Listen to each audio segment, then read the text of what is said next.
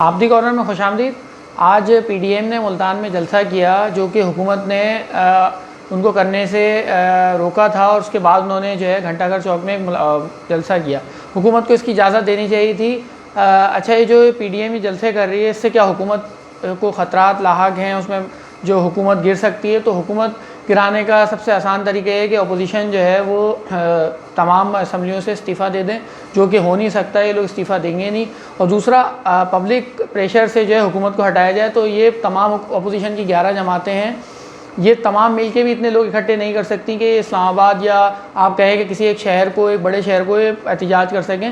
جو بنیادی چیز یہ ہے کہ اس میں جو جلسہ ہوا ہے ملتان کے اندر، اس میں آصفہ بھٹو جو ہے، جو بے نظیر کی صاحبزادی ہیں، بلاول کی جو بہن ہے، ان کے بارے میں کافی وہ کہا گیا، اور کہ بھائی خواتین جو ہے وہ سیاست میں آ رہی ہیں، لیکن بالکل صحیح ہے، خواتین کو آنا چاہیے، اس میں کوئی مسئلے کی بات نہیں ہے، لیکن وہ طبقاتی بنیادوں کے اوپر بات ہے کہ اگر بے نظیر کی بیٹی نہیں ہوتی آصفہ بھٹو تو وہ ان کی کوئی اہمیت نہیں ہوتی۔ اس طرح نواز شریف کی بیٹی اگر مریم نواز نہ ہوتی تو ان کی کوئی اہمیت نہیں ہوتی۔